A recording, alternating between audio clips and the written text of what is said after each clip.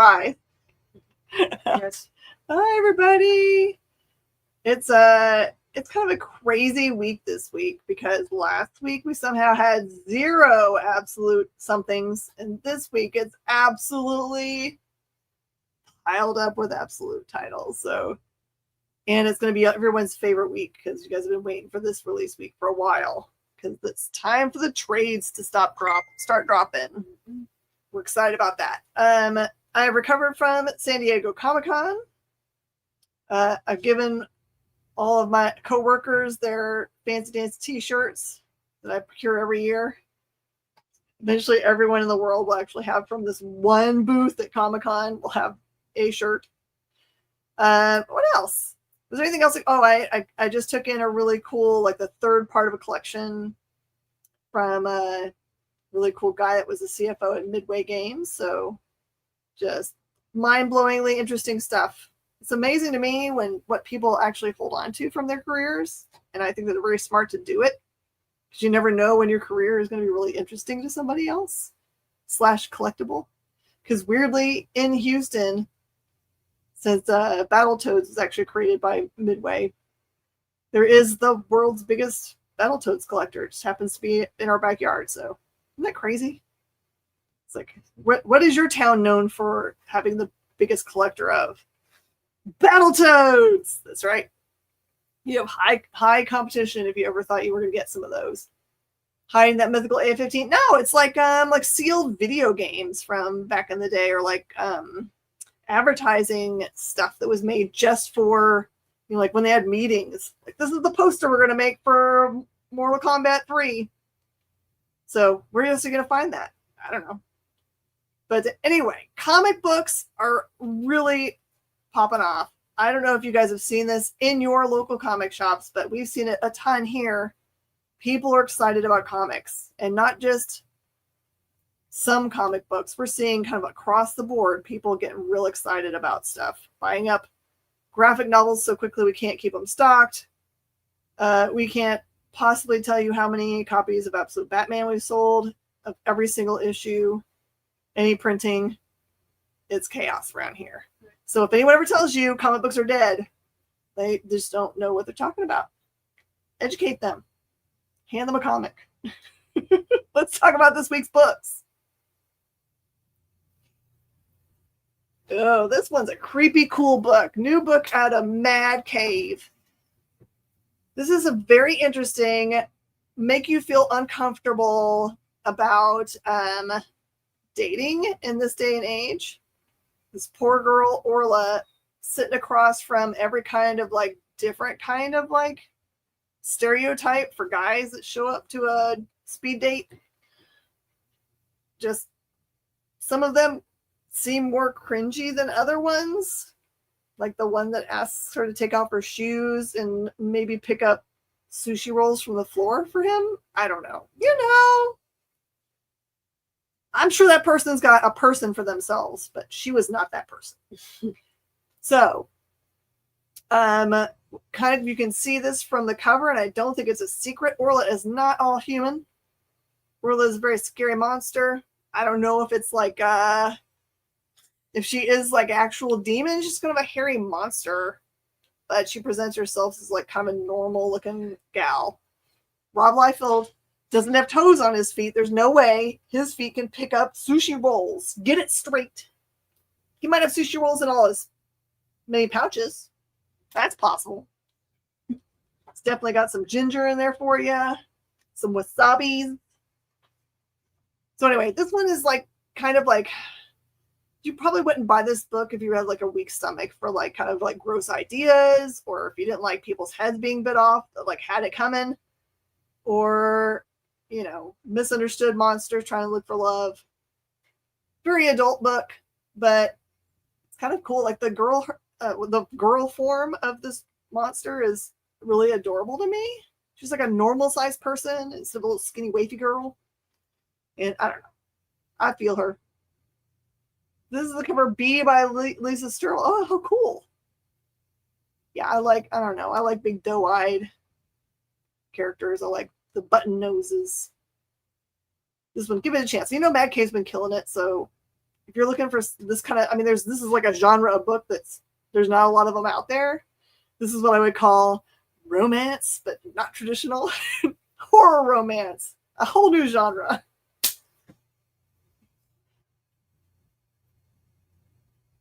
Okay. So Blink and You'll Miss It. This is a new one from Boom Studios, brand new #1. And I thought it was interestingly enough, but it didn't quite wrap me, unfortunately. But again, I always try to give a series 3 issues to kind of hook me in. But basically the premise, there is a woman that best way to explain it is that she like escapes like her hometown because there is something up with it. Like there's this massive church there that basically has a big enough influence on the entire town and its citizens to a point that it becomes a literal ghost town for church mass. There's no one on the streets, all the businesses shut down, and she returns there to basically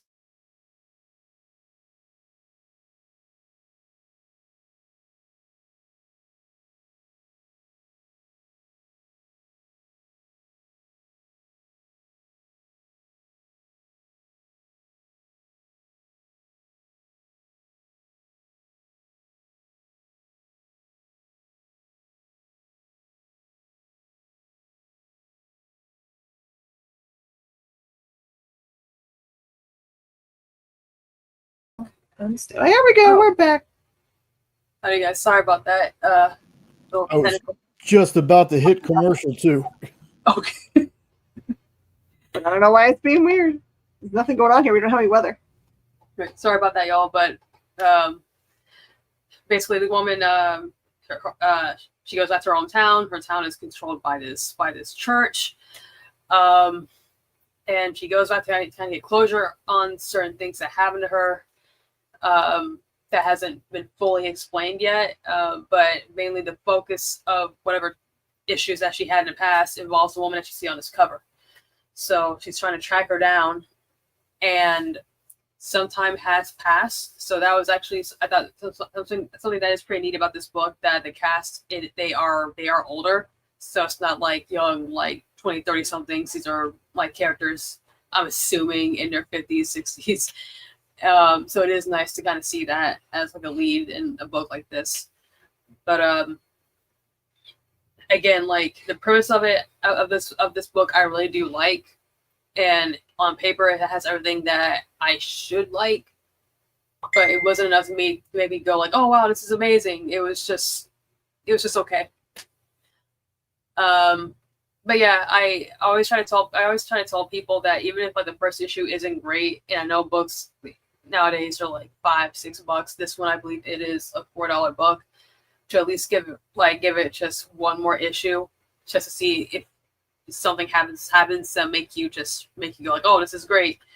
But yeah, solid okay with this one. We actually had to talk about that specifically yesterday when we were doing ordering for FOC, that there's a book that I think people have gotten advance copies of, that they were like, about the #1, but we've already read #2 and maybe even #3 and know that it's like, okay, you gotta just trust us. We're gonna get you there. Ooh, baby. Okay. This one is a pretty interesting issue where you've got,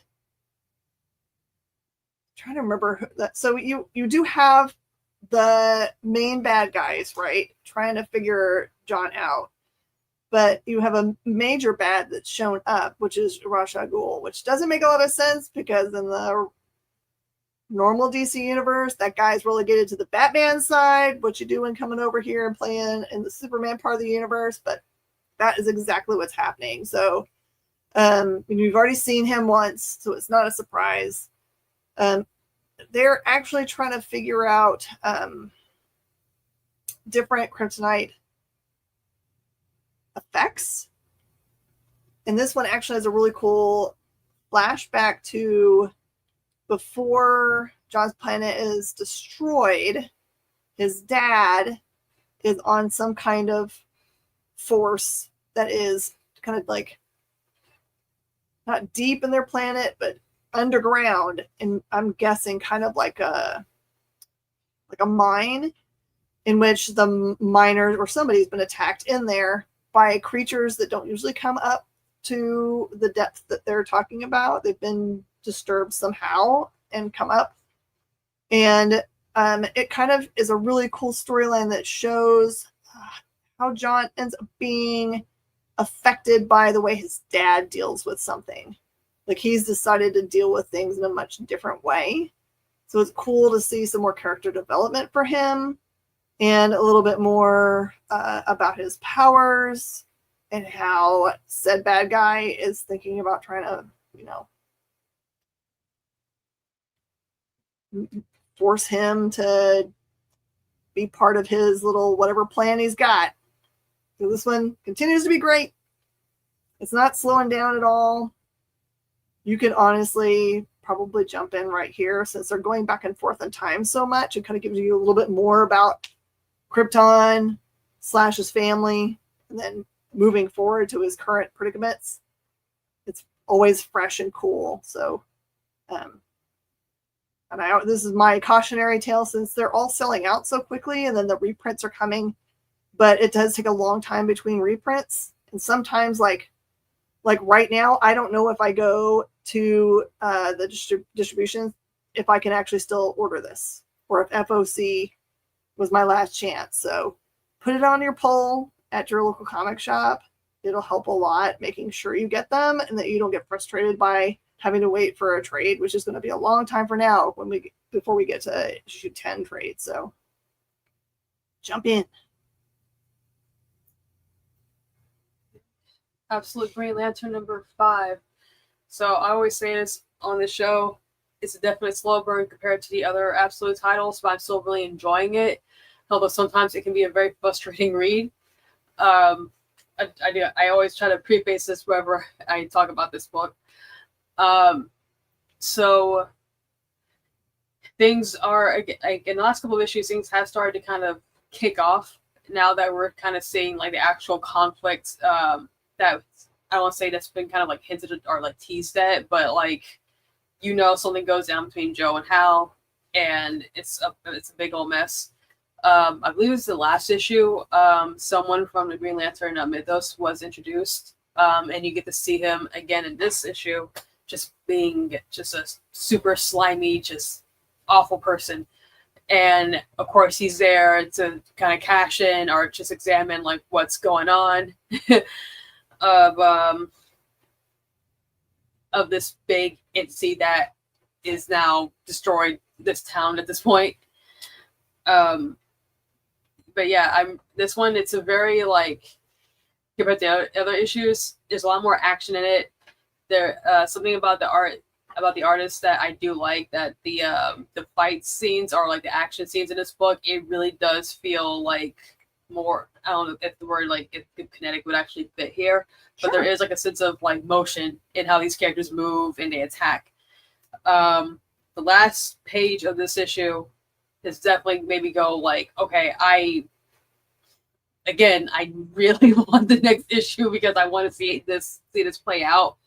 I'm not sure if this is going to be like an ongoing or mini-series or maxi series because I don't know, have they talked about that, the Absolutes? Like, I know there are some of them we know their length, right? We know that Martian Manhunter was slated to be 6 and now is 12.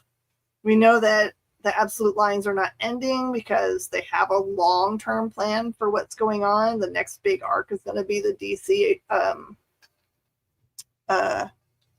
KO storyline, in which everything's going to be wrapped into that story.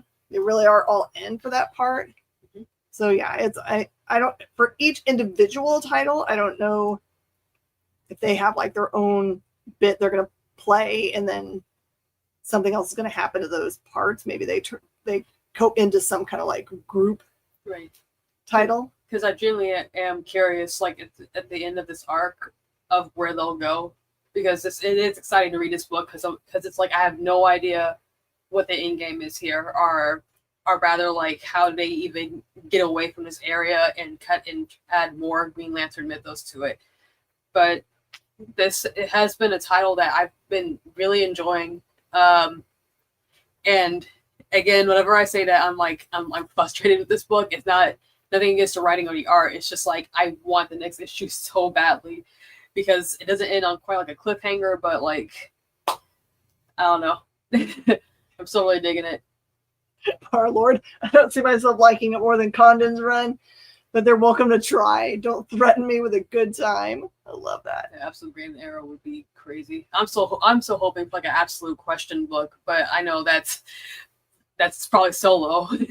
For a while, I thought they were just trying to hit all of the JLA characters, but they've kind of like held at this 3 batch, and they've got some more they could do.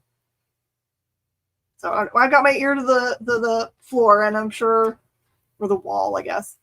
So I'll tell you guys what I'm allowed to tell you when I can tell you, but I will also be able to tell you like with authority that I heard both from high ups at DC and from the person that's in charge of the universe altogether, Snyder, that they are not finished at all. They are just now, when they get to the DC KO stuff, it's supposed to be the very beginning of like the second arc of stuff. So yeah, I saw that, and the cover, it's really gorgeous too. So I'm always happy to see more Question. yeah. And Green Arrow, of course. Oh, yeah. All right, we both read this one. Good Zdarsky-ness. If you didn't read the first one, the catch up is that Steve's been stuck on the ice, but no, they didn't wait around for him while he was there. They actually have another Captain America that's in play. It's a nice redheaded guy. Seems like he knows what he's doing. And what's the other big thing that's different? Oh, like Steve makes a decision in the first issue that he's not going to kind of like become an Avenger or follow that path. Instead, he goes back to working for the government. He's going back to the military. So he's out doing military kind of actions, which is kind of an interesting take for the character. You want to talk about this one?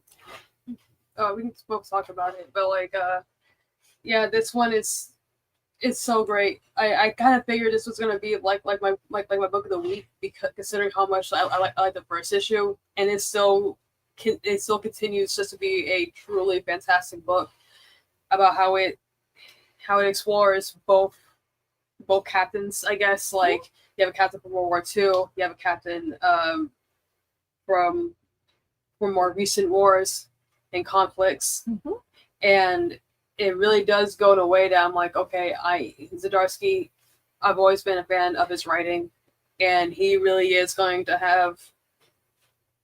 I mean, I think this was the run that I was kind of hoping to get from him, like for like the past couple of years. So like this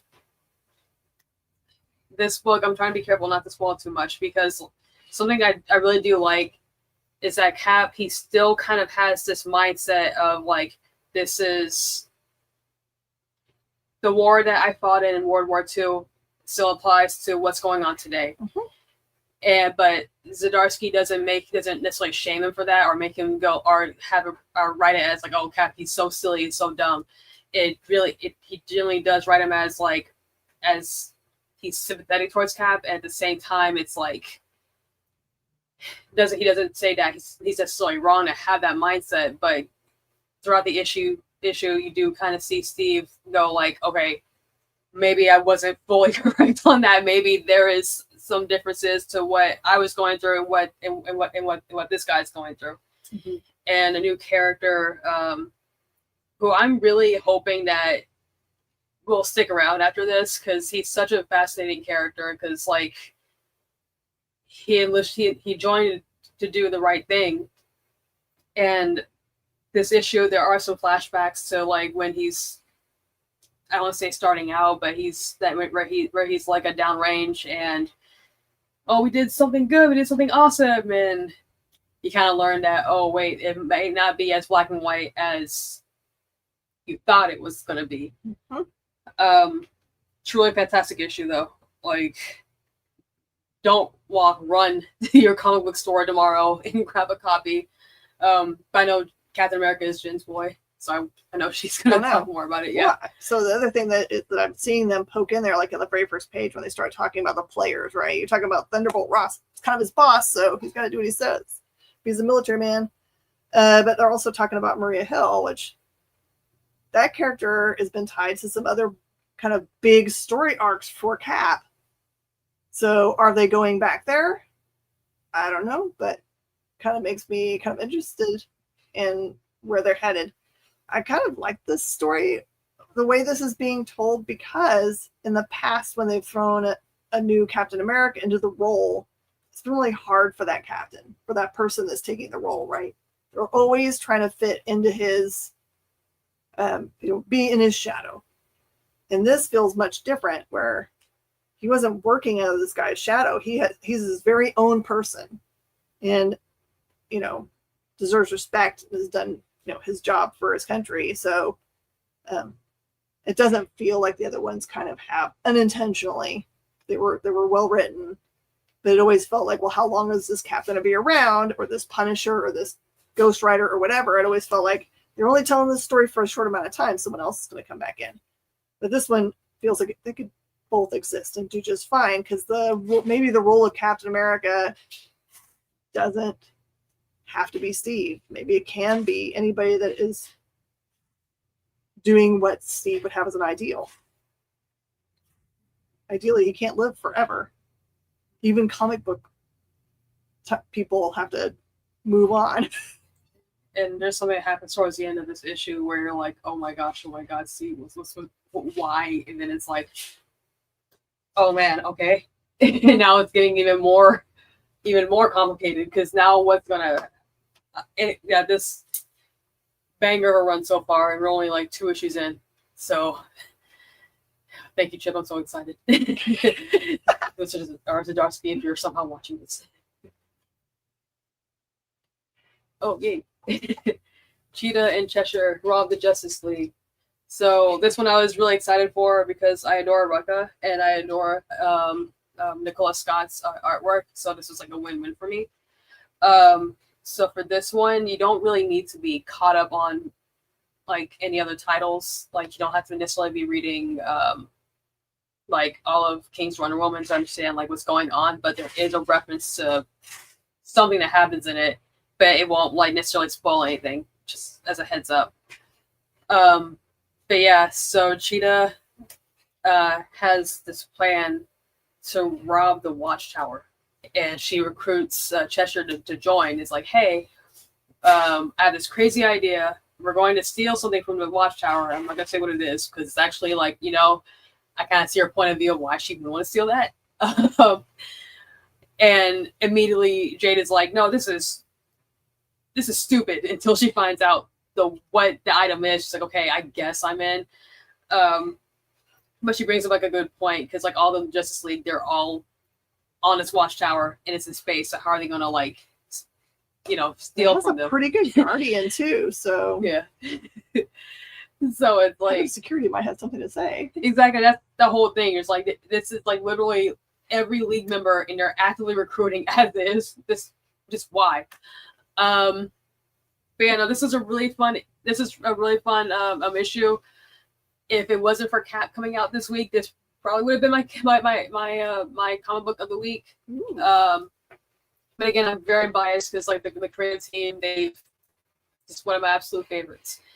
And I love a good like heist story, and one as like with a premise like this. You have like two characters who I'm still trying to figure out how they're going to do this heist in the first place. I do want to see how they can try to pull it off, if they can pull it off. I'm also kind of rooting for them, because it would be really funny if they did actually do this. Characterization wise, still great. Cheshire is still such a piece of work, but I adore her. And Cheetah, I do suspect there might be some ulterior.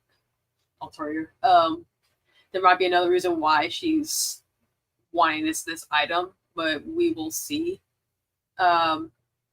always happy to see these two like in a book and when they're the leads. It's a win-win. So. Kind of expect this to tie into the KO tournament somehow. Oh, it all kicks off because of this. Yeah, I mean, like they need it for a specific thing. What? I love this thing. Like, you go to the Watchtower, Justice League is in the Watchtower. You don't make it out of the Watchtower. Accurate.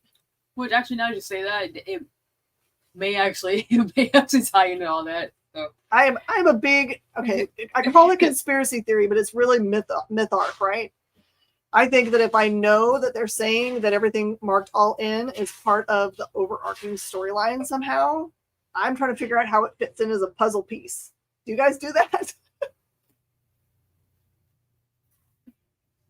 Doom! Oh man, the shoe dropped. So I know you guys know that I've been saying from the beginning that as much as this entire series and all of its tie-ins have been making Doom seem more and more reasonable, like of course he should rule everything because all the things that he's trying to do are perfect for us. He makes the world safer and has provided for us, healthcare, and everyone gets to have as much education as they want. And Latveria is looking really great. So, he knows what he's doing, obviously. So, and he's a sorcerer supreme and all kinds of other things. He's got powerful magics. Every single issue makes him seem more like, he knows what he's doing. He's protecting us from ourselves, which is kind of like, you should always watch out for that stuff because you're always trading what for protection? Words freedom. So this one is like you can see here as he's ripping Reed's head apart. This issue is mostly about, they have some kind of like on air kind of like discussion in which they've somehow decided that whoever wins the debate, it's like like this is a kind of like a truly like, if Reed, if you lose, then I think it's like he gets to die or something. And if Doom wins, Doom, of course, just rules everything. But this is like somebody finds out what's been happening in Latveria because I haven't heard anything out of that place for a while. Not since this thing has begun. So be ready for what you see behind that magic curtain. It's crazy, y'all. Oh man. So Godzilla escaped the dead zone. So before I read this one, just as a heads up, this is a pretty mature Godzilla book. Like, I don't know if y'all can see it, but at the very bottom where the barcode's at, it's in little tiny letters. It says mature. So just as a heads up, in case you guys want to get it for like your kids who love Godzilla, which understandably, Godzilla is awesome. But this generally is not an all ages book. So just as a heads up, because I don't think you would be faulted for assuming that. But anyways, escape the dead zone. Basically, Seattle is attacked by Godzilla, and the aftermath of the attack, it becomes like this wasteland. Oh no, Starbucks! Oh, yeah. And it's kind of implied that like it's not just Seattle; it's spread across the country. But yeah, basically, it was considered to be like the title says, dead zone. But there are people who still live there, still affected by this attack. Kaiju are still there, but you don't really see them as often, which is really like a good thing. So there's a character in the book who's like, "Oh, I saw a kaiju or whatever." Like, no, you didn't. You're just talking crazy. So just kind of paint the picture of this world. Our main character that you see on the front is some sort of hybrid between human and kaiju. First. Yeah, and it's not explained how this happens, I'm sure it will be explained. Sexy time. So, well, no, Just kidding. she's kidding about that. I'm not. There is no human kaiju action here. No. But basically, he is kind of like the stuff of legends. People talk about him. They're like, oh, there's like this little mini monster running around, and yeah, but he's like this almost mythological figure at this point. He's just trying to survive and look for something. And yeah, this was I guess my thoughts on this before I ramble too much. I thought it was a really good issue. Jin, before I even read it, she already read it and she said I would like this one. So Jin's track record remains 10 out of 10 with book recommendations for me. Absolutely really like this one. It's nice to see like a Godzilla related book that obviously the big G, he's plays a big focus, a big part of it, but he's not the focus. And it's the aftermath of one of his attacks, and you see how people are surviving in this wasteland, which looks like Mad Max, because every wasteland product since that movie has lifted from the franchise. If you like Godzilla, give it a shot. If you don't like Godzilla, shame on you, but still give it a shot, because it's not like kaiju's like fighting each other. It's basically about people just surviving in this wasteland and the changes to our world because of Godzilla and other kaiju. There actually is a pretty big cliffhanger. I know that I've been saying this whole thing. The last page has this, last page has that, but generally there is something that happens in this book that's like, okay, now I'm like locked in even more. Had a strong enough hook, maybe want to check this issue out. Oh, sorry, check out the next issue. And yeah, like this whole era of Godzilla that IDW has been doing has been really fun. I think it's called the Kaisei era. Yeah, I always have to look at it. So this is like it's the like cool pin. It's super, super fun. Godzilla fans are eating very well. Right. All right, Ultimate Wolverine. Okay, there's this poor guy. So a wonderful start. Debrow's okay. So now he's like gotten his memories back, kind of, and because he was the Winter Soldier for a long time, didn't know who he was. He's just been pointed at things. Now he's joined back up with his original group, which was called the. Oh gosh, this is a cool O name, but that's unimportant. So they're kind of like the underground, basically, and they're trying to kind of like,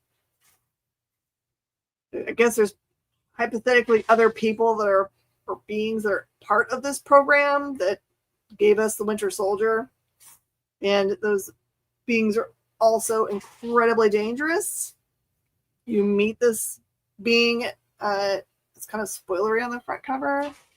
And it's kind of interesting because they go and confront them. I feel like they're in a prison or something. But this does not go well for many of the members of this underground group. I will just say that. They don't pull any punches in this series. There's been a lot of big blood. And they don't put a red band on these babies. It's definitely a parental advisory book. Not for the kids. Unless, they like the bloods. So this is really cool.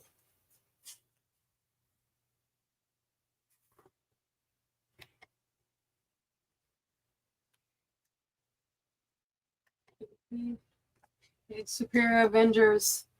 Again, I've been really enjoying this this tie-in to One World Under Doom. It's my favorite book about a son desperately trying to get his father's approval and failing in every single way. This issue continues with the team's plan to basically backstab them and get back to their own point in time, get back to their own points of time, and just to get away from Doom. And obviously, things don't go as planned. They decide to have the brilliant idea to bring the Annihilation Wave like to Wakanda as a distraction to get him off this, like to get him off like their back or like to throw them like off their scent. And again, like this is a book that I'm not gonna say like I went in with like low expectations, but genuinely it is a book that I've been pleasantly surprised with every issue. The next issue should be the last one, I think, and very curious to see how this ends. I have a feeling that we're gonna see like Doom proper in this, but yeah, I've been having fun with this one. Like one of my favorite tie-ins, and it's actually made me want to check out the other One World Under Doom tie-ins as well, because it could also be very fun. Hope their plan is to, like, when they get to trade paperback time, do like a reading order kind of omnibus or compendium for this, because I think it would be less interesting to read it without its reading order, because it's so much building on each other for like what gets revealed when about Doom and what he's doing, and that whole, like I was talking about earlier, that buildup of like maybe he is the right person to keep us out of trouble, even although in the back of your head you're like, but he's Doom. Yeah. Okay, this is a very interesting predicament we find ourselves in. This is way more kind of like fun than we have been having in the kind of like more dark story arc that was called, I don't remember the name of it right now. Got it right behind me somewhere. The Dark Artery, when they were, hey, it's Pablo. Hello. This one brings in Deadpool and, of course, Outlaw there, which that kind of interaction between her and I can't remember her name, the one that has the cool horse, in which there's an interesting interaction between them, of course, because Outlaw's obviously not going to be able to take that horse from her. That's not going to happen. You get to see more powers in play here, and this one's kind of like a good palate cleanser, moving the story forward and giving us cool interactions. But this is a way more fun issue than we have been having. Thank you, Gail, for giving us a little breather.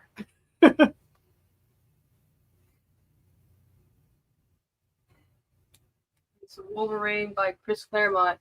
So this one, this story appeared in a collection that was, I believe, was focused on / written by Chris Claremont. It came out a couple years ago, and the only way to read the story initially was in that initial compendium book.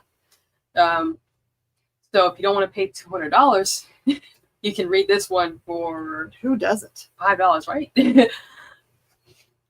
So Claremont initially, like, the pitch for the story, or not the pitch, but like one of the selling points for the story was like, this is going to be like a bloody fight, and it very much is.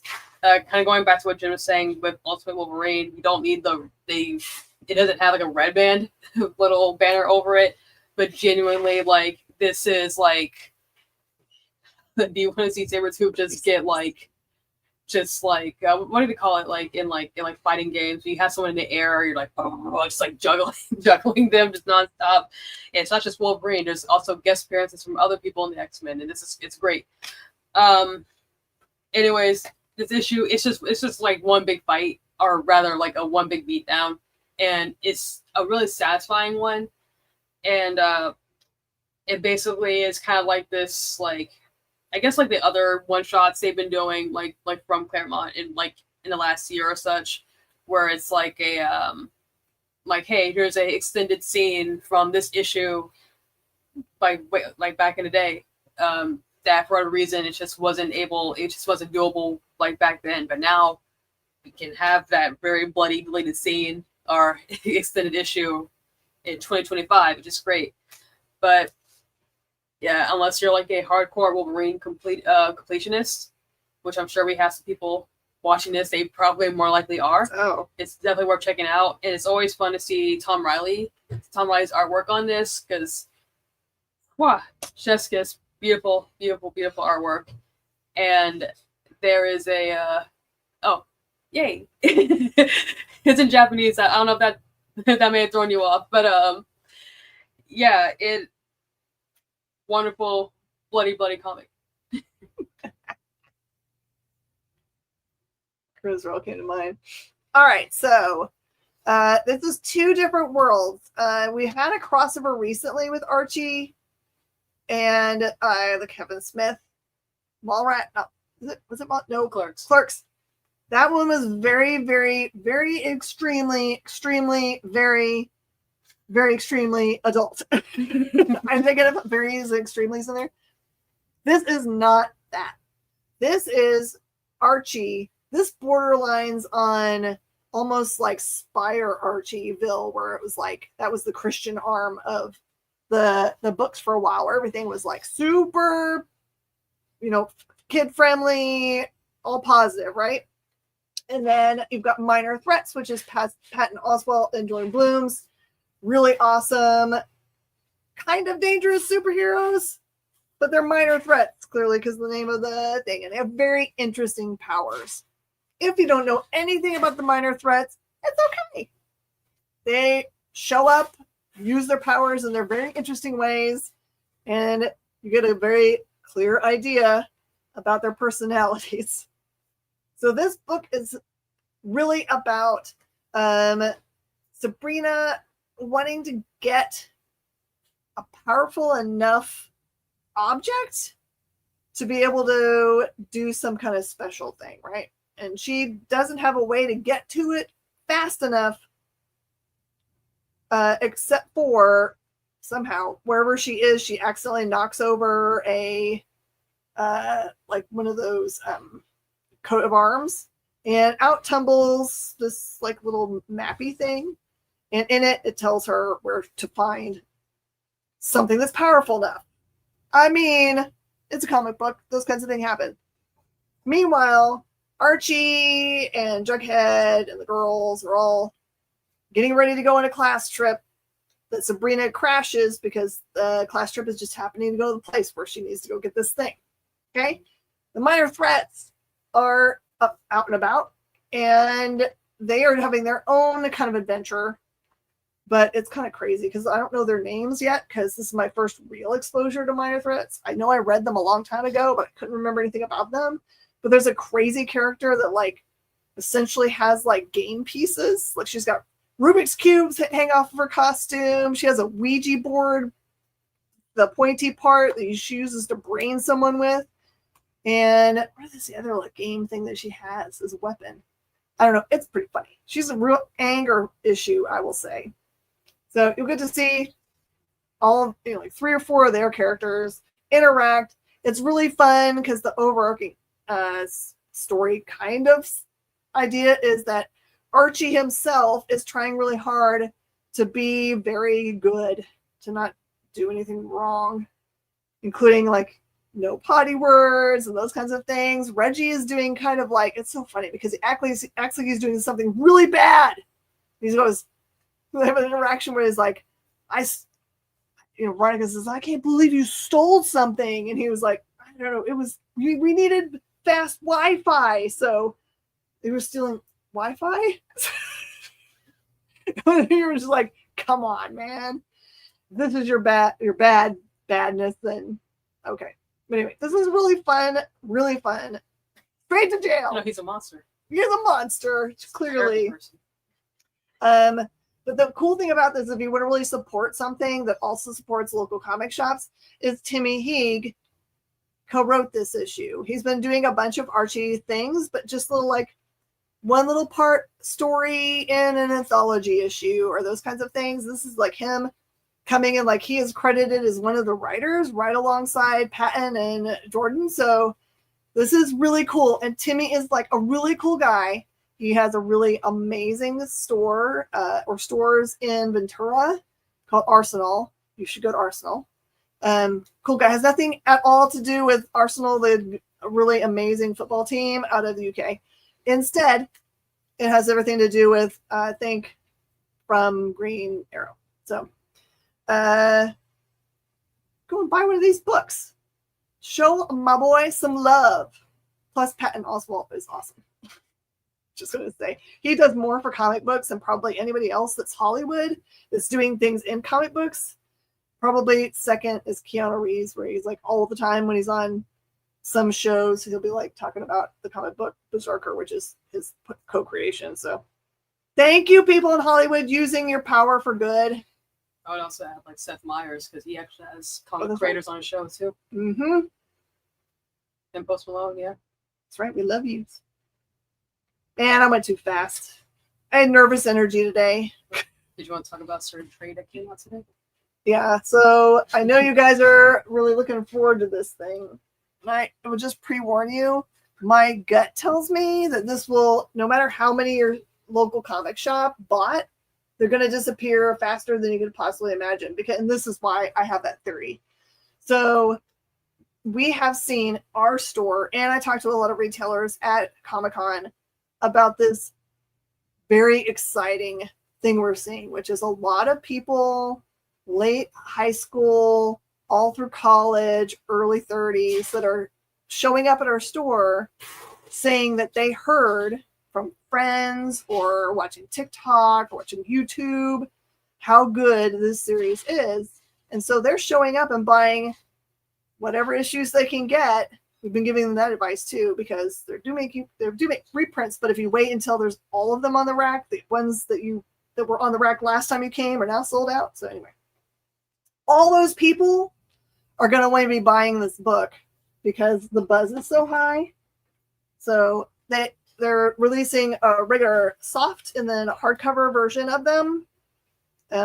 If you have not been talked into anything absolute yet, this is Miss Jen's 100% money back guarantee for this book. I don't care where you bought it. Go buy it at your LCS and you're like, meh, I will buy it from you because I will probably need it because I'm pretty sure the print run, however large they made it, is going to be sucked up. Trade waiters, yeah.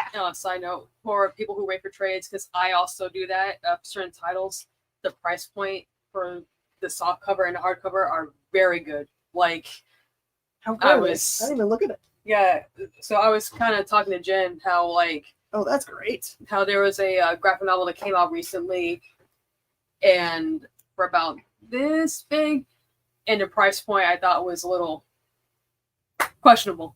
That's what we call COVID creep. Yeah, so this one, it's genuinely, like, it's such a good price, and even for the hardcover, if you aren't able to get the soft trade paperback, mm-hmm. It still isn't like a outrageous price point. And DC, they really could have, if they wanted to, like put any price they wanted on it.